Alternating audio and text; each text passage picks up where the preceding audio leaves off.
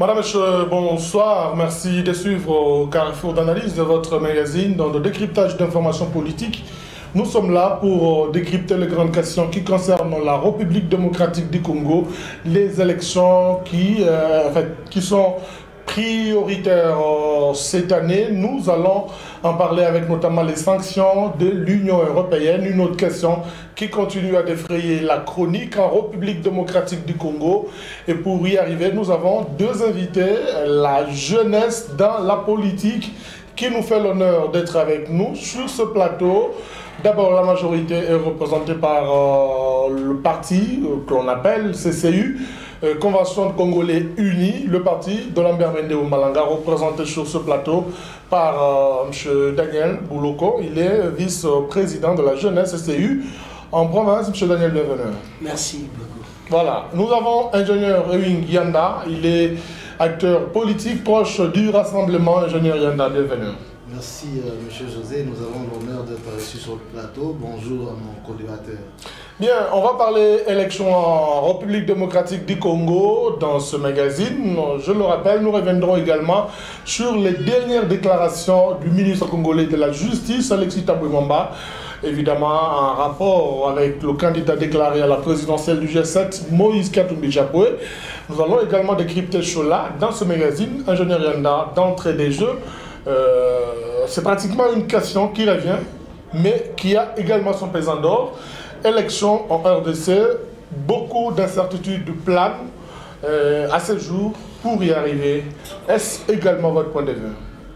Donc, je crois que nous l'avions dit sur ce plateau, si j'ai bonne mémoire. C'est clair et net que les élections ne seront pas organisées cette année. Et pendant ce temps, c'est l'accord de la Saint-Sylvestre qui se trouve être enterré. Et je me demande que va faire finalement le pouvoir en place pour essayer de sauver cet accord qui est le soubassement, comme je l'ai dit toujours, de toutes les institutions à ce jour.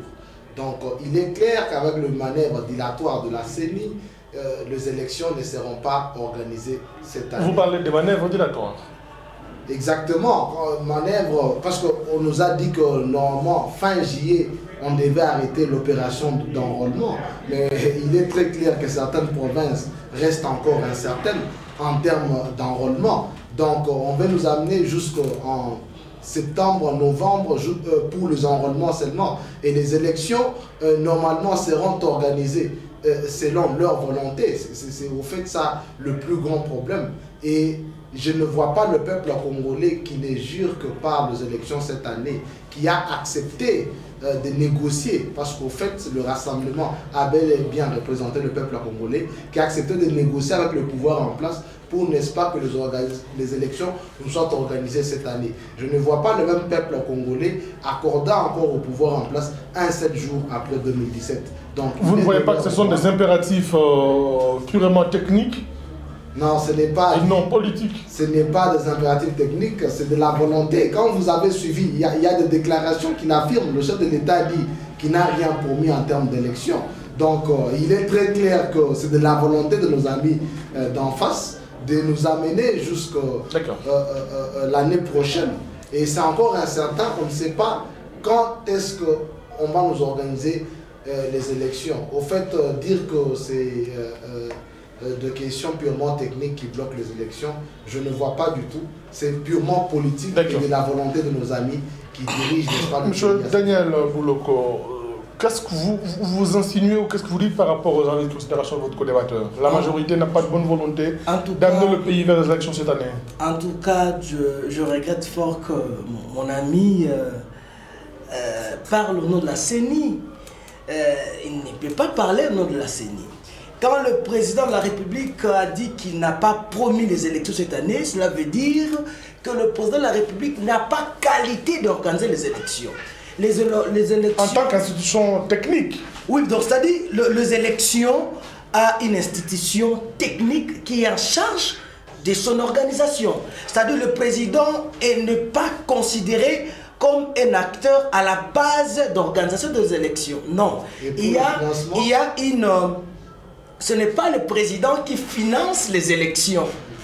c'est les gouvernements d'ailleurs. Vous avez vu, jusque-là, l'opération d'enrôlement des électeurs va très très bien, mais avec l'appui, n'est-ce pas, financier du gouvernement de la République démocratique du Congo, qui ne cesse de mettre beaucoup de moyens à la disposition de la CENI.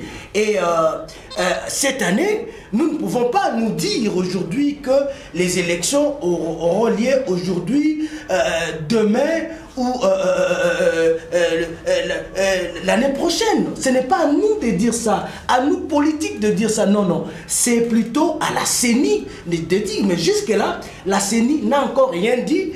La CENI est en train de poursuivre avec les opérations d'enrôlement. Les opérations d'enrôlement qui vont, en tout cas jusque-là, il n'y a pas assez de problèmes. Ça passe très bien. Malheureusement, il y a certains coins, comme mon co-débatteur vient de le dire, de la République. Mais là, il y a encore de petits désordres au niveau, par exemple, du Kasaï, de la province du Kasaï, mais des dispositions sécuritaires sont en train de... S'il vous plaît, la question directe que l'a évoquée Daniel, c'est qu'il y a l'incertitude cette année d'organiser les élections. C'est fait à dessein ou c'est juste une question technique? J'aurais déjà répondu, ce n'est pas à nous de dire, ni à lui. Nous attendons, si vous avez une question pareille, peut-être avec les animateurs de la CENI, ils vous diront est-ce que c'est incertain ou c'est certain qu'en 2017, il y aura élection. C'est conformément à un calendrier que l'organe habilité à organiser des élections qui va publier. D'accord. Alors, ingénieur Yanda, vous ne pensez pas que c'est juste une question technique que d'aller dans des conciliabules ou dans des considérations politiciennes? Je crois que l'accord de la Saint-Sylvestre devait normalement être respecté. Quand vous voyez mon co-débatteur parler ici sur le plateau, je ne sais pas où il met l'accord qui nous lie tous à ce jour. On parle plus de la Constitution, c'est devenu l'accord. Ce n'est pas la Constitution qui est au-dessus. On ne parle plus de la Constitution à ce jour en termes d'élection, parce que la Constitution a été bel et bien violée. Selon l'esprit de la Constitution, les élections devaient se tenir au mois de septembre de l'année dernière, l'année 2016. Comme la Constitution là vous oubliez aussi que l'esprit de la Constitution donne au chef de l'État, la même Constitution donne au chef de l'État la position de rester jusqu'à la prochaine élection. C'est ça. Comme la Constitution a été violée, c'est comme ça que nous nous sommes dit qu'allons finalement à la table de négociation, au lieu de laisser le peuple appliquer l'article 64 de la Constitution. C'est comme ça que nous sommes allés aux négociations et nous sommes tous convenus sur l'accord de la Saint-Sylvestre qui prévoit, n'est-ce pas, les élections la fin de cette année. Et donc, le gouvernement en place devait se battre. Quand j'entends mon co-débatteur nous dire ici que les élections doivent être une question de la CENI, je crois que là encore, c'est une distraction. Parce qu'il faut rappeler que la CENI est normalement... Quand vous allez à la CENI, on vous dit qu'il n'y a pas de moyens. Mais qui doit donner le moyen? Les élections sont d'abord organisées par le pouvoir.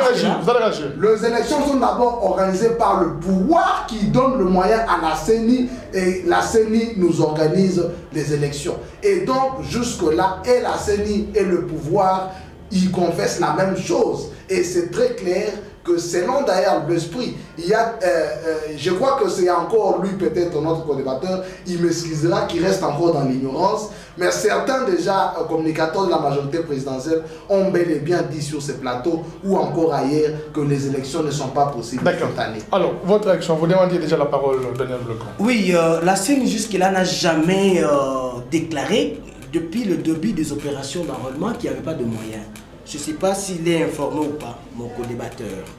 La CENI n'a jusque-là pas encore, je dis bien, déclaré qu'il n'y avait pas de moyens. D'ailleurs, la CENI félicite le gouvernement parce que le gouvernement est en train de respecter son engagement envers la CENI. Ça, c'est un. Si les amis communicateurs de la majorité ont donné leur propre avis, moi je peux donner mon point de vue personnel. Oui, mon point de vue personnel, mais qui n'est pas aussi le leur peut-être. Moi, mon point de vue est que c'est à la CENI de décider quant à la tenue ou pas des élections en 2017. Et puis, mon co-débatteur parle de l'accord. l'accord qui est jusque-là très respecté.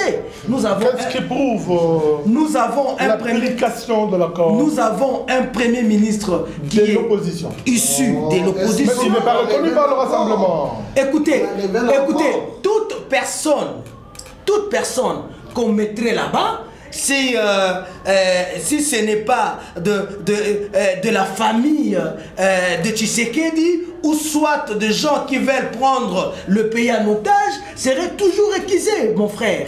Même si on mettrait, excusez-moi de citer certains noms ici, même si on mettait Maman Marthe, Premier ministre. Vous voulez dire quoi? On va la récuser. On va toujours la réquiser parce que...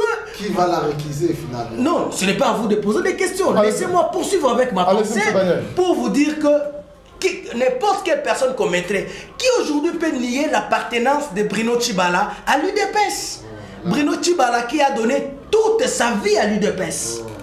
À côté de Tshisekedi. Toute sa vie, je dis bien, toute sa vie. Ce monsieur-là... Mais il peut donner toute sa vie.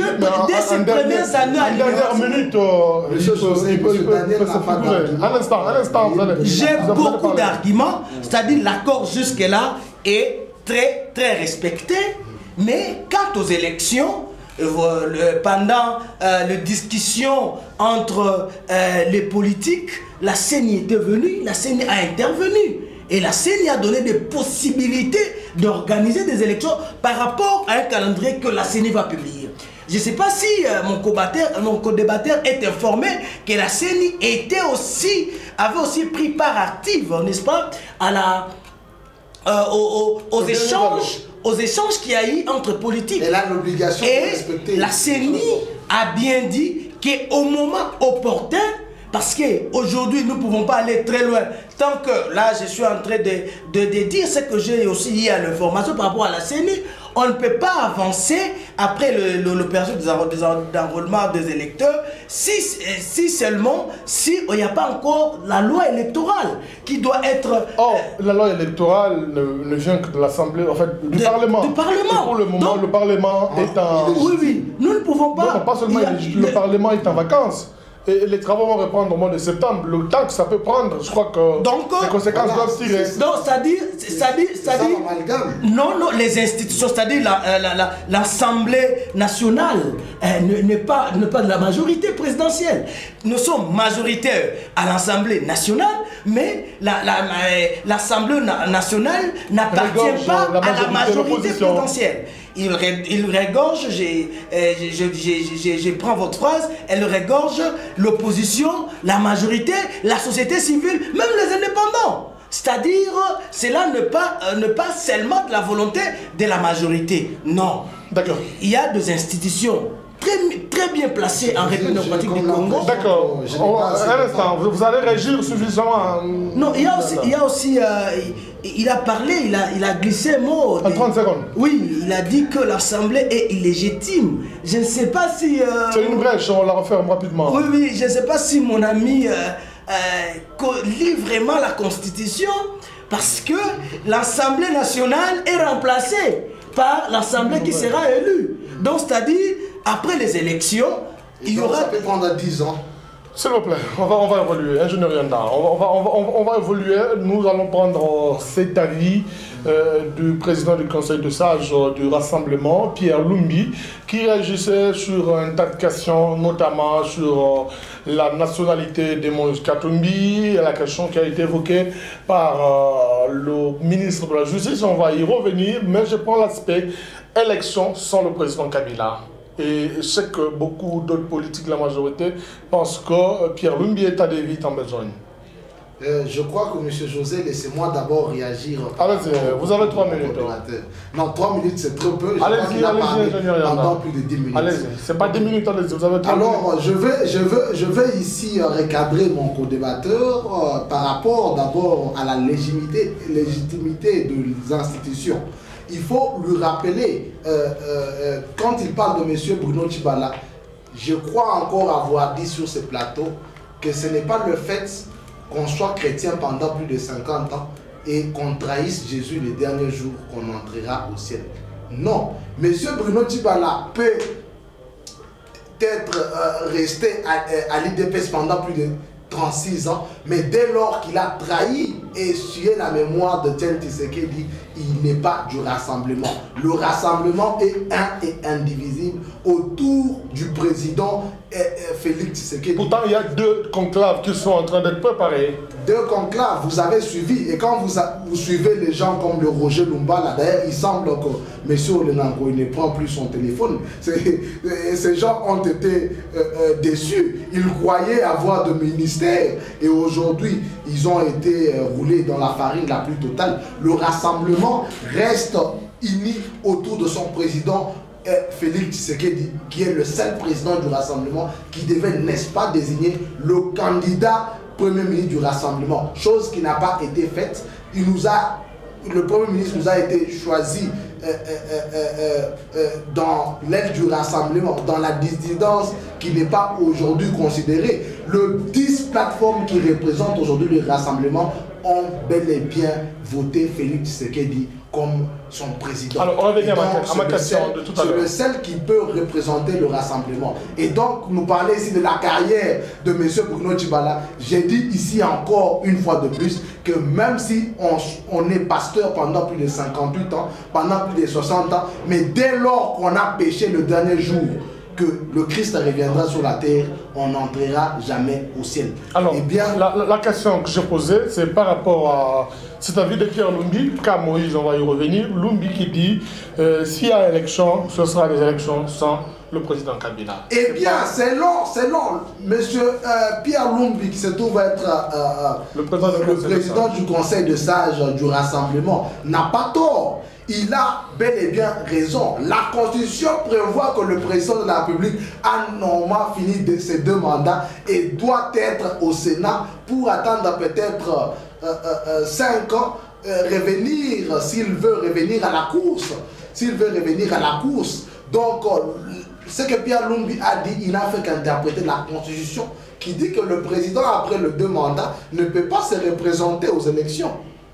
Et vous ne voyez pas que ça allait loin, parler déjà du président qui ne sera pas aux élections? Non, ce n'est pas aller loin, c'est ça la première question que nous devons d'ailleurs trancher. Et c'est la question la plus claire. Après le mandat du président de la République, déjà en décembre 2016, il devait laisser le commandement et aller au Sénat. Donc à ce jour, normalement, si la Constitution était respectée, nous aurions déjà un autre président de la République et que le président Kabila devait normalement être au Sénat. Parce qu'au fait, la Constitution lui prévoit une place de taille, une très grande place au Sénat où il sera sénateur à vie et il pourra rentrer après 5 ans pour la course aux élections. D'accord. Alors, M. Daniel, quel lecture faites-vous par rapport à cet avis de Pierre Lumbi? Élection sans Kabila? C'est son avis de gens dessus et qui considèrent aujourd'hui avoir l'idée ou bien qui se considère avoir le poids de donner la leçon aujourd'hui aux Congolais, le genre de Pierre Lumbi. En fait, on ne peut pas aujourd'hui, d'emblée, vous vous réveillez un matin, vous dites non, si élection y aurait, Kabila ne va pas se représenter, sans pour autant écouter le peuple dire quelque chose. Et l'avis du peuple. L'avis du peuple, la Constitution donne au peuple la possibilité de s'exprimer. C'est l'article 5 de la Constitution qui dit que le peuple choisit ses dirigeants même par voie référendaire. C'est-à-dire, aujourd'hui, si le peuple décide, d'ailleurs il y a des tractations, j'ai suivi M. Kilanga, qui aurait déjà 1 million de signatures ici au Katanga. Par rapport au référendum, parce que le peuple déjà déclare l'article 5 de la Constitution. Au nom de quel peuple vous parlez, monsieur Daniel? C'est monsieur José qui pose des questions. Et le peuple n'a pas encore dit son mot. Parce que, écoutez, plusieurs fois, s'il vous plaît, on ne peut pas prendre le peuple en otage, monsieur José. J'ai dit qu'on ne peut pas prendre le peuple en otage. Si les politiques ont des problèmes, ils se consultent entre eux. Vous avez d'ailleurs, vous connaissez l'histoire de Sun City, dialogue, concertation, sans pour autant demander l'avis des peuples. Le peuple à propos. En tout cas, c'est que moi je pense personnellement, le peuple en a marre. Laissons le peuple se décider maintenant. C'est décidé sur quoi? L'avenir du chef de l'État? Non, c'est décidé. Le peuple n'a pas besoin aujourd'hui d'abandonner Joseph Kabila. Écoutez, Joseph Kabila, le peuple l'a élu 2 fois à 2 reprises. C'est-à-dire le peuple n'a pas encore dit son dernier mot quant à Joseph Kabila. Donc ce n'est pas à Pierre Lumbi de parler au nom du peuple. Écoutez, le peuple, où on peut trouver le peuple? Où on peut trouver le peuple, mon frère? On trouve le peuple sur la rue. Et le peuple, on les trouve dans les assemblées, c'est-à-dire les assemblées de chaque province et l'Assemblée nationale. Mais quand vous sillonnez ces institutions, vous allez voir que la majorité présidentielle est majoritairement... Et elle peut initier... Aujourd'hui, il n'y a pas de majorité présidentielle. Il y a de majorité présidentielle et le peuple est en train de vouloir garder Joseph Kabila au pouvoir. Joseph Kabila reste au pouvoir selon l'esprit et la lettre de la Constitution et non de l'accord. Écoutez, ça c'est la largesse de bonne foi de Joseph Kabila qui a fait à ce qu'aujourd'hui nous ayons un premier ministre de l'opposition. C'est la bonne foi de Joseph Kabila qui a fait à ce que le politique se retrouve au dialogue. Papa, la Constitution a donné à Joseph Kabila et l'interprétation même de la Cour constitutionnelle a donné à Joseph Kabila la légitimité jusqu'à ce jour. Et Joseph Kabila, par son cœur de paix, son cœur de rassembleur, a voulu que nous soyons tous sur une même table et que nous parlons un même langage. D'accord, on revient à vous, Daniel. Alors, M. Ngenda, votre co-débatteur pense qu'il faut que le peuple s'exprime. Le référendum, selon vous, c'est pour Je suis très persuadé sur ce plateau d'entendre mon co-débatteur salir la mémoire du peuple congolais. Et je me demande de quel peuple il parle finalement. Mais je viens de vous démontrer où on trouve le peuple. Quand il dit que le peuple est représenté ce n'est pas lorsque vous êtes à 5-6 personnes illégitimes. Le peuple voulait bien et bien voter. Les dirigeants qui sont là pour le moment n'émanent pas de la volonté du peuple, mais ils émanent de la volonté, comme on nous dit ici, de 9 personnes. La Cour constitutionnelle n'est pas au-dessus de la Constitution. Et ici, j'aimerais évoquer un autre point qui me persuade jusqu'à ce jour. Par rapport au référendum?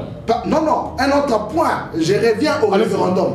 J'évoque un autre point sur l'arrêt de la Cour constitutionnelle réhabilitant le gouverneur Jean-Claude Kazembe. C'est une parenthèse. Et vous sentez, oui, c'est une parenthèse, une brèche que j'ouvre également. Vous sentez dans le langage de mon co-débatteur qui ne jure que par cet arrêt de la Cour constitutionnelle qui dit que... Non, par la Constitution. Je ne jure que par la Constitution. L'autre là n'est pas la preuve. Par cette interprétation. Daniel, je ne jure que sur l'article 70 de la Constitution ne prévoit jamais qu'en cas de non-organisation de l'élection, le président reste en fonction. Il faut que nos amis comprennent la lecture de cet accord, de cet article. Et cet article a été interprété bel et bien par la Cour constitutionnelle qui nous dit ici sur ce plateau. Eh bien, la non-organisation entre dans le cas de tout autre cas que prévoit la Constitution qui peut, n'est-ce pas, empêcher le président d'exercer ses fonctions. Alors, la Cour constitutionnelle nous avait interprété que le président reste en fonction. Voilà d'ailleurs, nous nous sommes inclinés, nous avons accepté. Voilà pourquoi nous avons négocié avec le pouvoir en place. Mais aujourd'hui, quand la même Cour dit que M. Jean-Claude Kazembe doit rentrer, être réhabilité comme gouverneur, cet arrêt n'est pas respecté parce qu'elle n'émane pas de la volonté de certains membres. C'est pour vous dire que certains arrêts de la Constitution, certains articles de la Constitution plutôt, sont choisis sur base de la volonté de la majorité présidentielle. On s'est dit ça on choisit, ça on ne choisit pas. Bon, cet article une application sélective nous met à l'aise. Exactement. Donc il y a sélection de quelques applications qui plaire, n'est-ce pas, à nos amis. Et aujourd'hui, quand la même cour dit que le gouverneur Jean-Claude Kazembe rentre en fonction... Pourquoi évoquer le cas du gouverneur Kazembe? J'évoque ces cas parce que c'est la même cour constitutionnelle qui nous disait que le président de la République reste en fonction. C'est la même cour qui dit, et vous voyez que pour le président, on a accepté l'arrêt de cette cour quand il s'agit du président de la République, mais quand il s'agit du gouverneur Jean-Claude Kazembe, on accepte. Mais on n'a pas dit que le gouverneur Kazembe n'a pas été réhabilité, ça c'est vous qui le dites. Non, mais la Cour a été claire. La Cour a dit que la procédure de la motion de défiance du gouverneur Jean-Claude Kazembe n'était pas correcte. Et donc, c'est pour dire qu'il devait normalement... C'est une brèche, on la referme rapidement. J'ai ouvert cette brèche pour démontrer ici que certains arrêts, que ce soit de la Cour constitutionnelle, que ce soit certains articles, ne sont respectés que par la volonté de la Alors, RP. la dernière minute, votre dernière minute. Quand la Constitution dit que le président ne fait que 2 mandats, on met à côté, on nous dit non, ça demande. Maintenant, on nous parle de l'article 5. Vous comprenez finalement de la bouillabaisse. Une question directe en 1 minute, la dernière minute qui vous reste.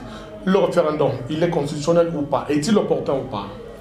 Donc, parler du référendum, pour le moment, nous sommes tous appelés au respect de l'accord de la Saint-Sylvestre. Mais vous parlez constitution, vous parlez accord. Qui est, comme je l'ai dit, le soubassement de toutes les institutions déjà illégitimes. L'institution président de la République illégitime depuis l'année passée. L'institution Parlement illégitime depuis février de cette année. Et donc, c'est pour dire que nous avons tous opté pour le respect de l'accord de la Saint-Sylvestre. Et dans cet accord, nulle part, on a parlé du référendum. Cet accord a été prévu pour, n'est-ce pas, de bonnes élections. Et donc, vouloir organiser le référendum, c'est vouloir enterrer définitivement l'accord de la Saint-Sylvestre. Et je tiens ici à rappeler à mon co-débatteur et au peuple congolais qui est en train de nous suivre en ce moment que si vous osez, le référendum peut très mal tourner en révolution populaire. La population pour laquelle nous parlons en ce lieu n'est pas concernée par cette histoire de référendum. La Constitution ne jure que pour la première alternance du pays depuis 57 ans d'indépendance. Alors, M. Daniel, le référendum, quelle est l'opportunité de l'organiser aujourd'hui? Vous étiez en train de fleurer déjà sur là. Achevez votre idée. Je voulais seulement remettre mon ami, mon co-débatteur ici sur la bonne voie en lui disant que entre l'accord et la Constitution, le choix est clair. C'est la Constitution qui prime sur toutes les lignes. Et la République démocratique du Congo ne peut pas être dirigée par des accords des politiciens. Non, c'est une nation, c'est un pays, c'est un État où cet État doit être dirigé par une constitution qui a été votée massivement en 2005 par le peuple. Et nous devons respecter l'esprit et la lettre de cette constitution à lieu et place des accords qui signeraient certains politiciens. Les élections sont organisées en 2017. L'accord a été violé. Le peuple aujourd'hui ne sont pas prêts à abandonner Joseph Kabila. Joseph Kabila, prouvez-le. Je suis en train d'arriver. Joseph Kabila a construit des routes pour ce peuple. Joseph Kabila a construit des écoles. Et les stades, Joseph Kabila a mis ensemble la République démocratique du Congo. Aujourd'hui, nous pouvons aller partout au pays et nous avons une seule monnaie qui est le franc congolais, chose qui n'était pas possible avant son arrivée. Là, le peuple n'est pas encore prêt à abandonner Joseph Kabila. Au détriment de la Constitution. Le peuple ne veut pas aller en dehors de la Constitution. De quel peuple parlez-vous? C'est le peuple qui a écrit cette Constitution. Même si je dis cela, c'est pas parce que le peuple a quand même voté cette Constitution. Bien que cette Constitution aujourd'hui, elle est tellement salie parce que nous pouvons dire qu'elle a été, et il faut la changer. Qu'elle a été écrite. Il faut la changer. Écoutez, qu'elle a été écrite dans le même contexte que ce qui évoque mon co-débatteur. Le contexte de belligérance à l'époque. Oui. écoutez, aujourd'hui nous avons des institutions qui peuvent écrire une constitution pour la République démocratique. Vous insinuez quoi? Il faut changer l'actuelle constitution. Il faut une nouvelle constitution qui prend en compte la place des dieux. Il faut une nouvelle constitution qui, oui, dans ces pays. Non, il faut une nouvelle constitution qui tient compte de la force du peuple. Il faut une nouvelle constitution qui donne au peuple le tout pouvoir. Parce qu'avec la constitution actuelle, n'est-ce pas là des stratagèmes pour vous, majorité, de pouvoir regarder les élections? Papa, aujourd'hui, je vous dis la vérité. Aujourd'hui, même si on mettait n'importe qui de la majorité, il passerait. Mais sauf que ce peuple n'a pas encore... Il passerait face à l'opposition. Il passerait, papa. Quel est le candidat que l'opposition peut placer aujourd'hui devant la majorité? Il n'y a aucun candidat. C'est grave. Et pourquoi vous avez crainte de l'ombre de Moïse Gatombo? Non, écoutez. On va parler de lui tout à l'heure. On va parler, s'il vous plaît. Qu'on en finisse. On venait au référendum dans 30 secondes. On va parler... Voilà. Donc, le peuple n'aura pas tort s'il demande le référendum. Et le référendum n'est pas hors de la Constitution. D'accord. Si ils ne veulent pas du référendum, nous allons y aller et qu'ils disent à leurs membres de voter non. Voilà. Nous serons sur terrain. Soyons sur terrain. Pourquoi avoir peur du référendum? Oui, s'ils sont forts, s'ils sont le peuple, allons référendum. Vos membres, par exemple, de dire non. De dire non. Et cela ne passe pas. Je crois, avant de parler du référendum, s'ils ont le peuple derrière eux, qu'ils acceptent que nous partons au référendum, nous allons les battre. Vous serez battus. S'il vous plaît, allez-y. Je disais qu'avant de parler du référendum, encore une fois de plus, il y a des choses que je dois corriger sur ce plateau et que le peuple entende ce que je vais dire en ce moment. Donc, primo, je parlerai de non-respect des écritures divines, que notre co-débatteur ici se permet de dire que la Constitution remplace Dieu. Ça m'a... je suis très... Ce n'est pas ce que je dis. Non, non. Ce n'est pas ce que je dis. J'ai dit plutôt que la Constitution actuelle doit prendre... Vous allez parler, s'il vous plaît. Non, mais quand il ça, s'il vous plaît, vous allez réagir, vous allez faire une mise au point. Je suis serviteur de Dieu et que premièrement, je dois d'abord défendre le valeur. Commencez par bien lire la Bible. La Bible dit au commencement Dieu. C'est pour ça d'ailleurs que nous sommes en politique, parce que nous avons compris que jusqu'à quand nous allons continuer à laisser aux féticheurs, nous allons continuer à laisser aux magiciens la politique. Il est temps que le chrétien s'élève comme un seul homme et change des choses pour, n'est-ce pas, défendre les valeurs chrétiennes. Alors je ne peux pas permettre que quelqu'un dise que la Constitution remplace Dieu dans ce pays. L'Éternel est suprême sur toutes choses. Et donc, pour revenir au référendum, je vais dire à mon co-débatteur que le peuple congolais n'est pas prêt à ce référendum. Nous voulons d'abord qu'il y ait la première alternance dans ce pays. C'est ça la ligne principale. Depuis 57 ans d'indépendance, maintenant, jour pour jour, il sera dans quelques jours, le 30 juin, nous n'avons jamais eu d'alternance pacifique au sommet de l'État où un président sort de la présidence et reste à vie, reste en vie, puisse voir comment celui qui le remplace dirige le pays. Voilà ce que nous continuons à demander. Le peuple n'est pas prêt pour le référendum en ce moment. Et s'ils osent s'entêter, ils vont finalement mettre le pays dans le chaos le plus total. Parce qu'en ce moment-là, le peuple sera obligé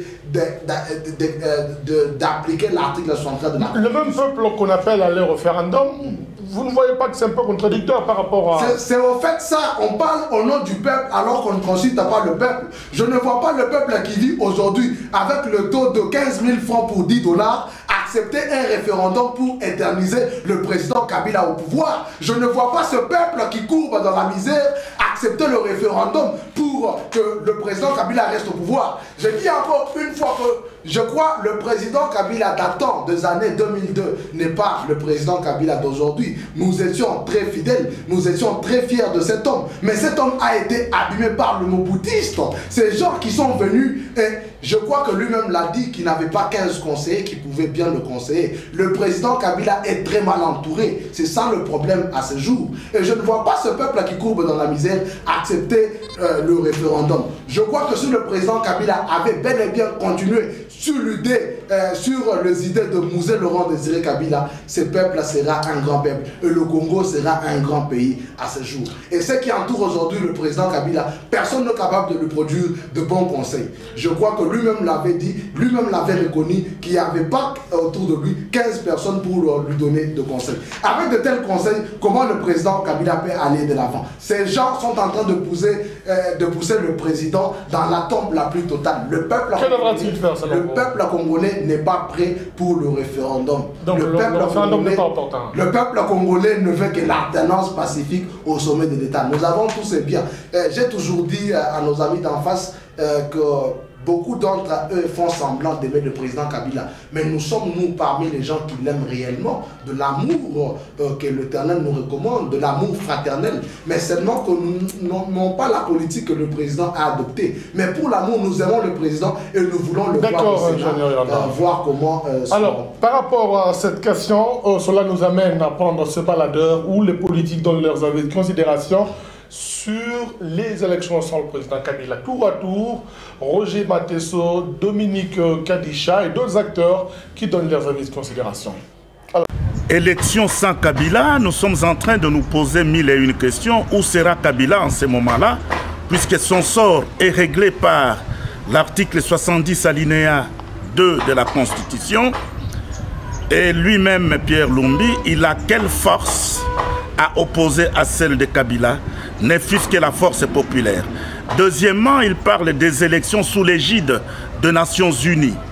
Et à nous de nous poser la question, à quelques jours de la commémoration de la date anniversaire de notre indépendance, qu'il y ait des renégats de la souveraineté nationale, alors, eh bien donc, quiconque cherche un paradigme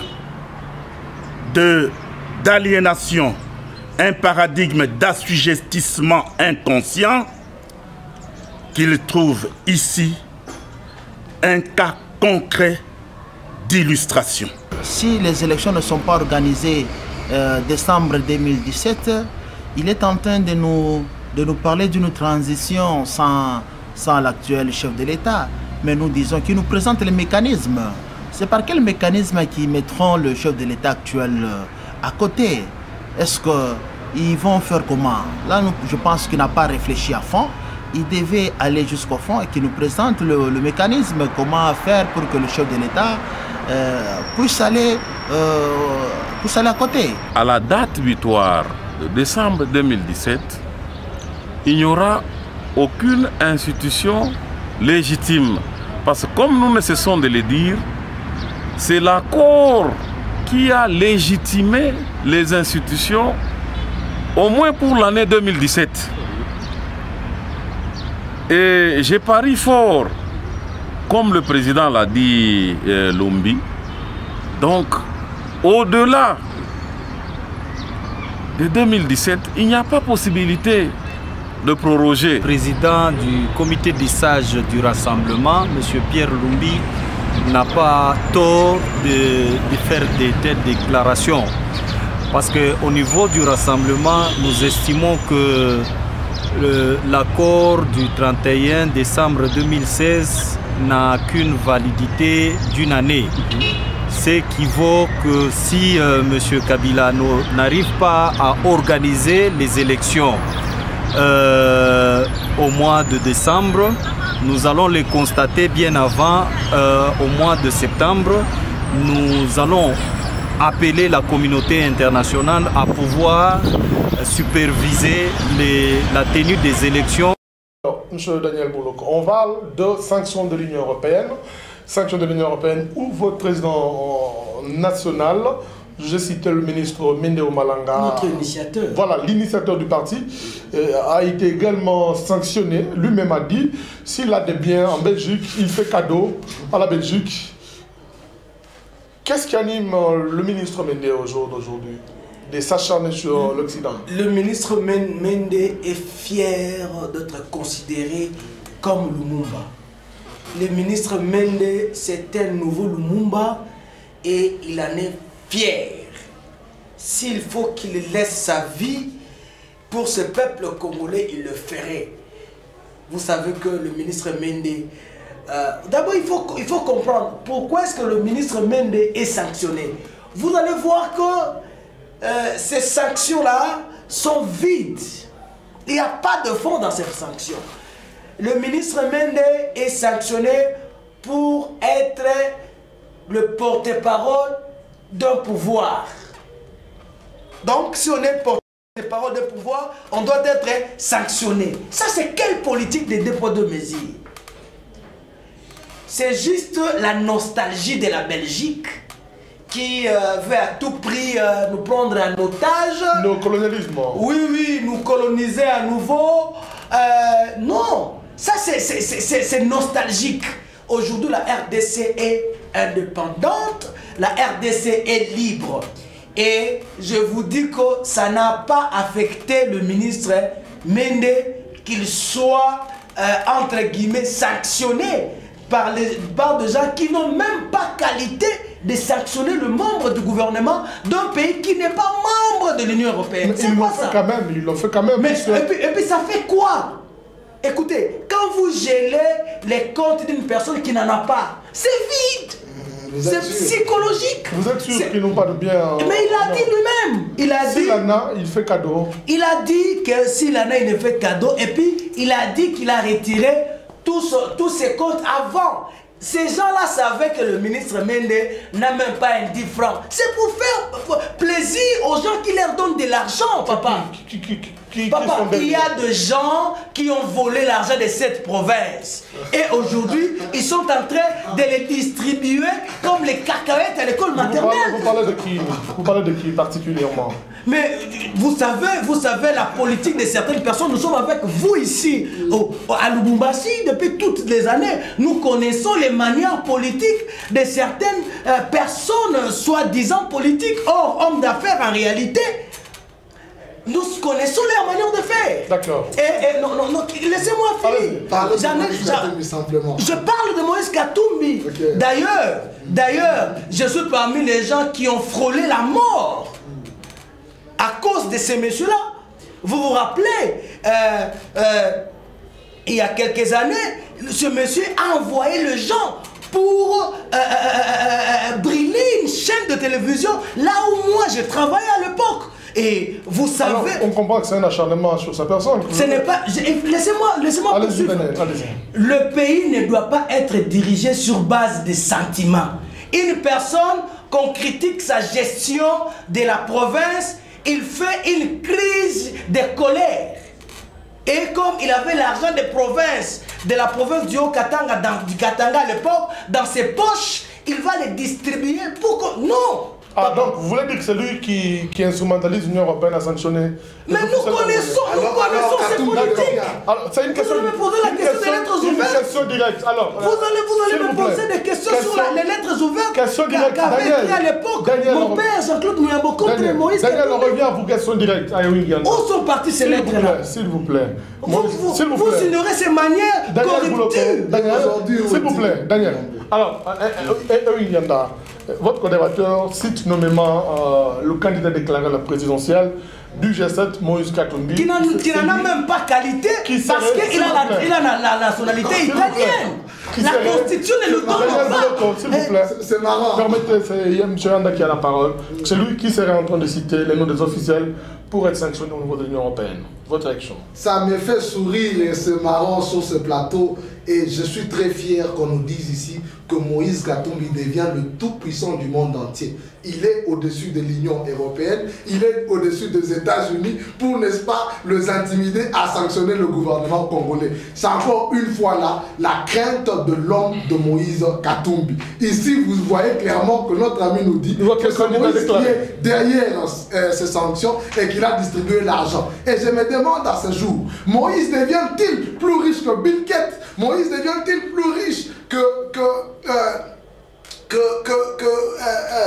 Zuckerberg?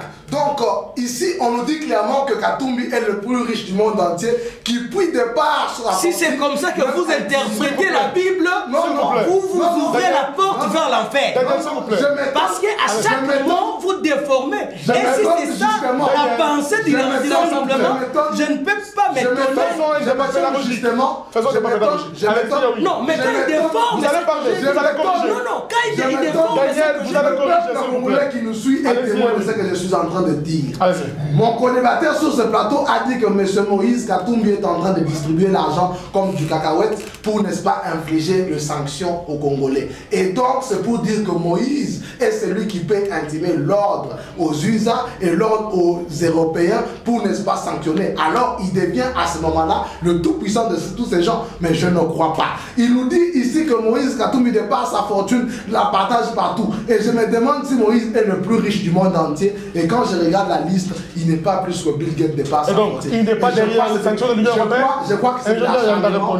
Je crois que c'est de l'acharnement à la personne de Moïse. Bientôt, c'est moi qui serai sanctionné parce que toute personne qui parle de mal à Moïse Katumbi est sanctionné. Tout simplement. Monsieur Moïse Katumbi n'est pas derrière les sanctions de l'Union européenne. C'est pour... donc, je vais enterrer cette idée de mon co-débatteur, de mon ami et frère. Je n'ai pas dit qu'il est derrière. Qui dit ici que Moïse distribue l'argent comme le cacahuète. Je dis que Moïse n'est pas le tout-puissant du monde entier. Monsieur Moïse Katumbi est un candidat déclaré à la présidentielle. Je ne vois pas pourquoi... Un candidat qui n'a pas qualité. On va en parler. On va en parler tout à l'heure. On a peur d'un candidat... On va revenir là-dessus. On va revenir là-dessus. On n'a pas peur de lui. Je ne vois pas pourquoi l'ombre de Moïse Katumbi ne fait que hanter la paire dans l'esprit de nos amis de la MP. Et ici, les sanctions de l'Union européenne, j'aimerais dire qu'ils ont sanctionné le pays, parce qu'il ne faut pas qu'on dise, on parle d'ingérence. Ils vont sanctionner l'ancien gouverneur Kazembe. Je l'ai dit récemment que vous criez ingérence, mais le dollar vous ingère. C'est une injure. C'est une injure. Vous criez ingérence, mais le dollar ingère le franc congolais. Ce n'est pas possible.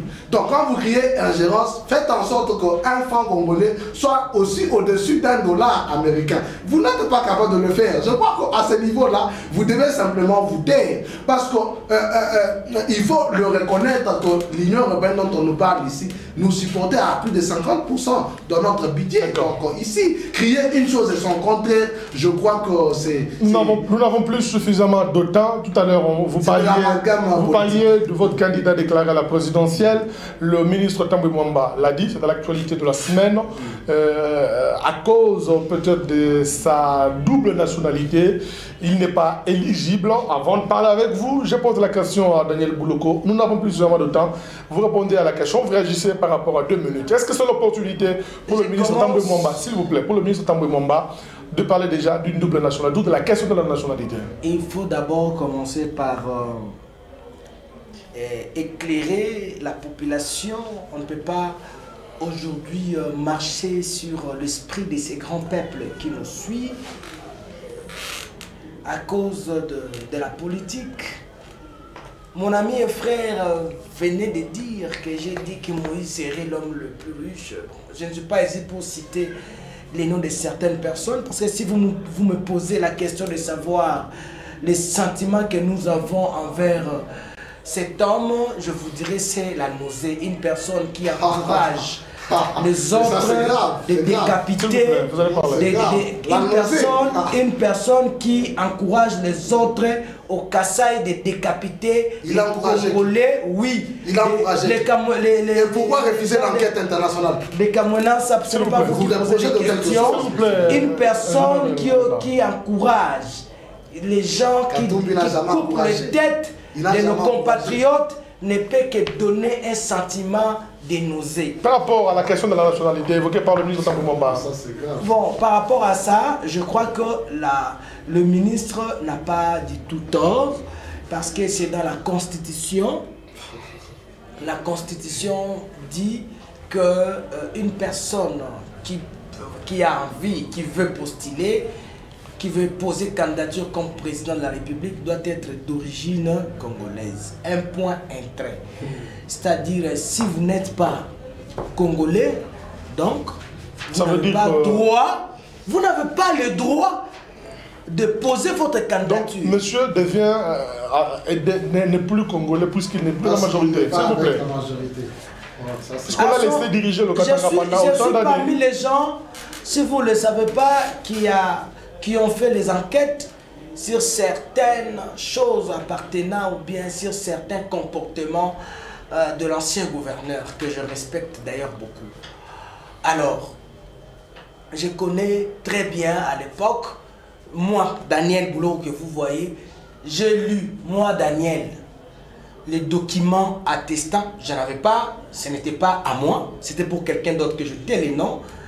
Je lis, même sur un plateau de télévision, fouillez mes anciens journaux à Lingala Facile, vous verrez, j'ai lu un document octroyant la nationalité italienne à Moïse Katumbi Chapwe. C'est-à-dire, je suis parmi les gens qui peuvent témoigner. Quelqu'un qui a une nationalité italienne, mais comment l'accepter comme gouverneur dans une si grande province? Vous savez, c'est après avoir dénoncé que nous sommes arrivés à ça. C'est-à-dire, il y a eu des acteurs politiques, des acteurs des droits qui ont commencé depuis une certaine période. Dénoncer, et puis je crois que le ministre de l'Intérieur s'est dénoncé après avoir fait des enquêtes. Le ministre de la Justice. De la Justice, pardon, après avoir fait des enquêtes, soit arrivé à cette conclusion. Mais je crois que les enquêtes sont toujours en cours pour voir réellement s'il est de la nationalité italienne. Mais moi, personnellement, moi que vous voyez ici, j'ai lu un document sur un plateau de télévision ici à Lubumbashi attestant que Katumbi est italien. D'accord. Et cela faisait partie des dénonciations qui se faisaient à l'époque. Voilà. Alors, votre réaction, nous n'avons plus de temps. Je crois que vous devez me donner suffisamment de temps. Le temps est donné de la même manière. Allez-y, nous n'avons plus souvent de temps. Et aussi de joie d'entendre mon ami et frère co-débatteur sur ce plateau déclarer ce qu'il dit. Je crois qu'à un certain moment, ça revient au président Kabila de comprendre que tous ceux qui l'entourent ne sont que de gens qui veulent l'amener dans la tombe la plus totale. Parce que quand vous avez à vos côtés les gens qui vous demandent de vous acharner, si le président de vous acharner contre votre propre frère, je crois que c'est encore là... Parlez de la question de la nationalité. Pour la question de la nationalité, même le président Kabila est conscient en mettant... Le président en acceptant M. Moïse Katumbi comme candidat. Qui ne connaît pas Moïse Katumbi? Le plus congolais de tous. Il y a des gens qui sont ici nés en Belgique, grandis en Belgique et qui sont venus diriger notre pays après plus de 30 ans. Moïse Katumbi est né au Katanga. Qui ne connaît pas aujourd'hui la famille de Moïse Katumbi? Qui ne connaît pas que Moïse a grandi? Moïse a été à la Ouachi. Qui ne connaît pas que Moïse a été au niveau de Mayengue? Moïse est bel et bien congolais. Moïse Katumbi a postulé en 2006 à la députation provinciale comme étant congolais et sa candidature a été bel et bien acceptée. En 2011, à la députation nationale, sa candidature a été bel et bien acceptée. Moïse a dirigé le pays pendant plus de 8 ans, étant congolais.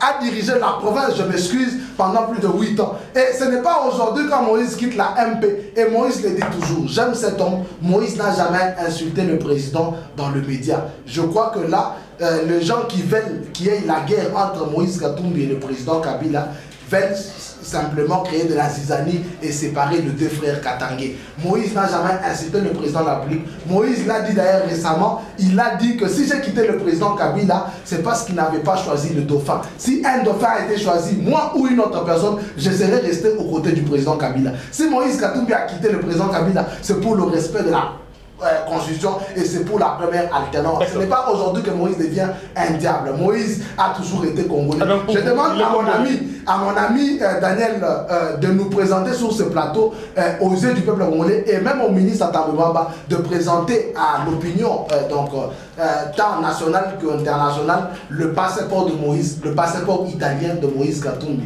C'est à ce moment-là que nous allons le croire. D'accord. Nous prouve le passeport italien de Moïse Katumbi, nous allons le croire en ce moment. Il ne faut pas raconter des choses, de lettres écrites par des gens. C'est quelqu'un qui, quand je vais m'acharner contre mon frère, j'écris. Moi, je vais qu'on cesse cette politique-là. Nous devons comprendre que nous devons nous battre pour les idées et non une bataille de personnalité. Mon ami, en dehors du plateau ici, reste un frère avec qui on peut, n'est-ce pas, manger dans un même restaurant, on peut partager et même passer des bons moments ensemble. Donc, il faut que nous prenions la politique dans un autre sens. Moïse Katumbi n'est pas ennemi du président Kabila. Moïse aime le président. Et vous voyez même dans son langage, il a toujours... Nous n'avons plus le temps.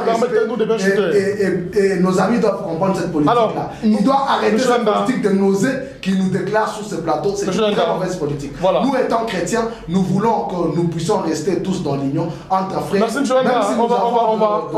nous allons refermer ce magazine. Chacun va faire une conclusion d'une minute. On commence par vous, M. Daniel. Un résumé par rapport à tout ce qui a été dit. Rapidement, une minute. Merci. Je commence par vous remercier pour cette invitation. Ce n'est pas la première. Je crois de temps à autre, nous allons passer sur ce plateau. Deuxièmement, je dis que les sanctions sur l'initiateur de mon parti, un autre Lumumba, Lambert Mendo Malanga, ne lui a pas vraiment affecté, d'autant plus qu'il n'a rien à envier. Et il a fait le même cadeau à la Belgique. Oui, il n'a rien à envier à la Belgique. Lui aime plutôt son Sankourou natal. Et puis, quant au dossier du candidat déclaré, je dirais que les enquêtes sont encore en cours. Je remercie mon ami ici parce qu'il est parmi les gens qui ont suivi le jour où j'ai présenté ce journal-là. Et j'ai lu en lingala, n'est-ce pas, les documents qui attestaient que Moïse Katumbi, c'est un Italien. Et c'est notre aîné que nous respectons beaucoup, bien qu'il soit du côté de l'opposition, mais nous ne sommes pas d'accord avec ce qu'il fait, notamment quand il félicite le milicien Kamounan Sapou d'avoir décapité nos frères. Ça donne de la nausée. Ça donne de la nausée. Et ce n'est pas lui qui donne de la nausée, c'est plutôt le fait de décapiter les gens, nos frères congolais, ça donne de la nausée. Merci. Et merci beaucoup. On va refermer par vous, ingénieur Yanda. En une minute, votre résumé. Donc, pour la conclusion dans ce magazine, je crois que, premièrement, je vous dois de remerciements pour la 1e fois que nous sommes invités sur ce plateau. Je crois que nous sommes maintenant dans notre maison et que nous sommes habitués. Je salue le courage de mon co-débatteur ici sur ce plateau, M. Daniel, que je salue le courage et la prestation au cours de cette émission. Mais pour finir, j'aimerais que le peuple qui est en train de nous suivre en ce moment sache clairement que le pouvoir en place n'est pas prêt à organiser les élections, que nos amis ne girent que par le référendum qui est normalement, qui n'est pas la volonté du peuple en ce moment. Le peuple a besoin, d'ici là nous allons tous célébrer le 57 ans d'indépendance de notre pays. Et le peuple a besoin de la première alternance. Nous ne voulons pas voir un président partir en catastrophe, mourir pour qu'un autre le remplace. Nous voulons voir bel et bien le président Kabila au Sénat après l'alternance pacifique de ce pays. Et le président peut revenir en 2021, donc après 5 ans, pour se représenter encore aux élections. Et pour chuter par rapport à la candidature de Moïse Katumbi, j'affirme au peuple katangé et au peuple louchon en particulier, qui est fan de Moïse, qui a même mangé la farine de Moïse qui est arrivée, qui se vend déjà 12 000 francs à 8 $ le sac. donc un homme de parole qui a l'espace. Le peuple qui ne gire que par Moïse Katumbi. J'aimerais dire au peuple que la candidature de Moïse Katumbi reste valable, que nos amis d'en face nous prouvent le passeport italien de Moïse Katumbi. Et même le peuple ne saura jamais accepter ça. Nos amis sont de frères et nous ne sommes pas prêts à nous trahir pour le pouvoir. Ils sont de frères mais qui ont d'autres approches politiques que nous. Merci. Moïse n'a jamais déclaré qu'il était content. Merci, de la Moïse a toujours condamné la barbarie au Kasaï et j'ai remercié le peuple congolais qui nous suit. Ce magazine se referme. Carrefour d'analyse, merci à tous, à chacun de l'avoir suivi avec beaucoup plus d'intérêt. Nous avions échangé avec Daniel Boloko. Il est vice-président de la jeunesse CCU, le parti de Lambert Mende Malanga, et donc c'est lui qui représentait la majorité politique dans ce magazine. Monsieur Daniel, merci. Merci beaucoup, très cher ami. Voilà, ingénieur Nganda, lui, il est acteur politique proche du Rassemblement. Merci d'avoir accepté notre invitation. Merci, monsieur José, c'est nous qui vous remercions. Voilà, ce magazine passe dimanche 21h et diffusion lundi 14h. Nous passons également sur YouTube, sur notre chaîne YouTube Carrefour d'analyse. Vous allez également suivre ce magazine. À tous, à chacun, nous vous disons merci. Merci aussi à Delar Lumbala qui était là pour les images. Réalisation Tony Hassani Kassongo. Supervision Pasteur Jeff Kassongo. Et merci également à tous ceux qui nous ont suivis et à très bientôt. Au revoir.